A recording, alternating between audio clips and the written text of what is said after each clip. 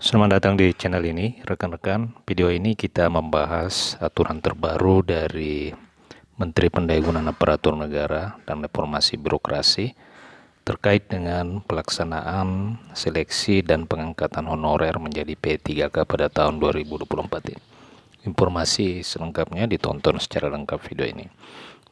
Sebelum kita membahas hal itu, kepada rekan-rekan yang baru pertama kali menemukan channel ini, silakan tekan tombol subscribe dan nyalakan tombol lonceng untuk mendapatkan informasi dan aturan-aturan terbaru seputar pengangkatan honorer menjadi P3K, keberadaan P3K, serta pegawai negeri sipil.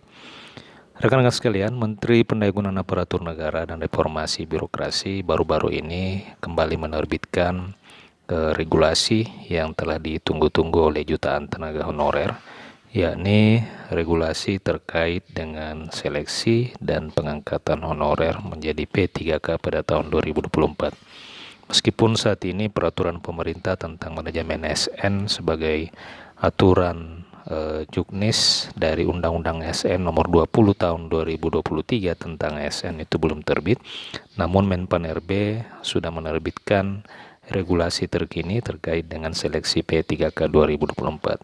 Satu hal yang bisa kita simpulkan dari terbitnya 3 regulasi ini adalah dapat dipastikan bahwa memang tahun 2024 ini akan ada seleksi dan pengangkatan honorer menjadi P3K.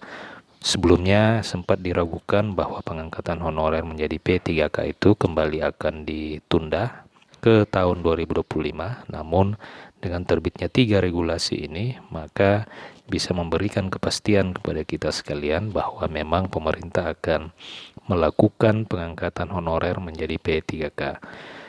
3 keputusan Menpan RB yang berkaitan dengan seleksi P3K 2024, yakni yang pertama adalah Keputusan Menpan RB nomor 347 tahun 2024 tentang mekanisme seleksi P3K tahun anggaran 2024.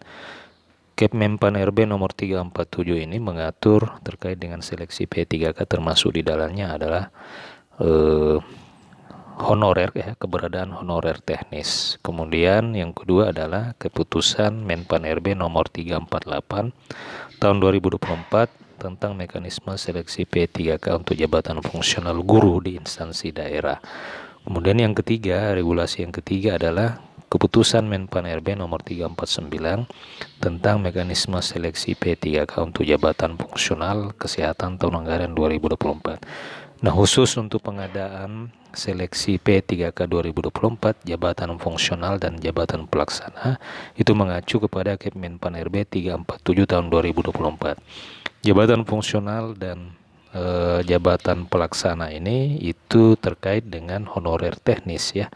Terkait dengan honorer teknis sepenuhnya mengacu kepada keputusan Menpan RB nomor 347 tahun 2024 tentang mekanisme seleksi P3K tahun anggaran 2024.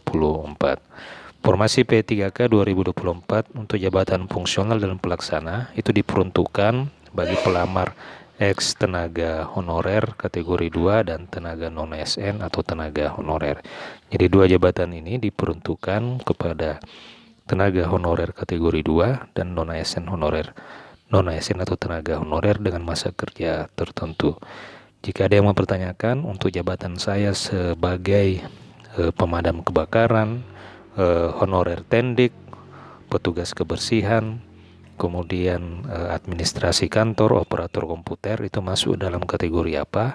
Dia akan masuk ke dalam kategori jabatan fungsional dan jabatan pelaksana. Jadi itu mengacu kepada Kep Menpan RB nomor 347 tahun 2024 yang telah ditetapkan pada 19 Agustus tahun 2024 yang lalu. Jadi sebenarnya hanya ada 2 jabatan dan 2 kategori yang bisa mengakomodir tenaga honorer administrasi, termasuk honorer tendik, yang jabatan pelaksana dan fungsional. Kemudian poin yang ketiga menyatakan bahwa honorer K2 yang dimaksud itu harus terdata di BKN dan aktif bekerja di instansi pemerintah. Begitu juga dengan non-SN atau tenaga honorer, itu harus sudah masuk ke dalam database BKN dan sudah bekerja paling sedikit 2 tahun secara berturut-turut. Ketentuan ini terdapat di poin keempat. Jadi untuk honorer yang memiliki masa kerja pada 2024 ini kurang dari 2 tahun secara berturut-turut, maka kemungkinan tidak akan bisa mendaftar dan mengikuti seleksi P3K pada tahun 2024 ini. Jadi solusinya adalah rekan-rekan bisa mencoba jika masih memenuhi syarat untuk mendaftar di formasi CPNS, masih bisa mencoba untuk mendaftar di seleksi CPNS itu. Kemudian rekan-rekan, pada poin kelima keputusan Menpan RB nomor 347 tahun 2024 itu juga dinyatakan bahwa para pelamar tersebut hanya dapat melamar di instansi pemerintah tempat bekerja saat melamar. Artinya para tenaga honorer ini masih bisa melamar di pemerintah kabupaten atau instansi yang bersangkutan tempat aktif saat ini. Tidak bisa menyeberang atau melamar di kabupaten lain. Nah, 3 Kemenpan RB tersebut itu telah dipaparkan oleh pelaksana tugas Deputi Bidang SDM Aparatur Kementerian Pendayagunaan Aparatur Negara Abbas Bagja di acara sosialisasi kemarin. Sementara itu untuk kriteria pelamar P3K Guru tahun 2024 menurut Kemenpan RB nomor 348 tahun 2024 terkait dengan seleksi P3K tenaga guru itu dibagi menjadi beberapa bagian, yakni pelamar prioritas, kemudian pelamar honorer kategori 2, kemudian guru non-ASN di daerah, serta lulusan pendidikan profesi guru yang terdaftar pada pangkalan data pusat PPG di Kementerian Pendidikan Budaya Riset dan Teknologi.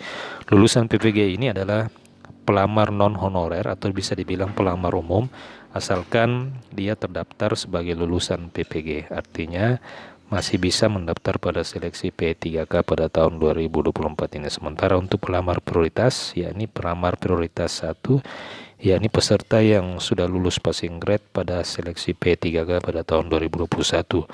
Adapun untuk kategori 2 yang dimaksud, yakni harus terdata di BKN dan sampai dengan saat ini mengajar di instansi pemerintah. Kemudian pada poin kelima, Kemenpan RB nomor 348 dijelaskan bahwa para pelamar tersebut di atas hanya dapat melamar di instansi pemerintah dengan mengajar saat mendaftar. Sedangkan pada poin ke-6 dinyatakan pelamar prioritas yang berasal dari sekolah swasta juga masih dimungkinkan untuk bisa melamar pada seleksi P3K pada tahun 2024 ini, asalkan memiliki surat izin melamar P3K guru dari kepala instansi atau lembaga atau yayasan. Nah, demikian rekan-rekan terkait dengan kategori honorer atau 2 kategori honorer yang bisa melamar pada formasi P3K pada tahun 2024 ini. Termasuk beberapa kriteria untuk pelamar kriteria honorer. Demikian, jika ada pertanyaan dan tanggapan silakan tuliskan di kolom komentar. Sampai jumpa di video berikutnya.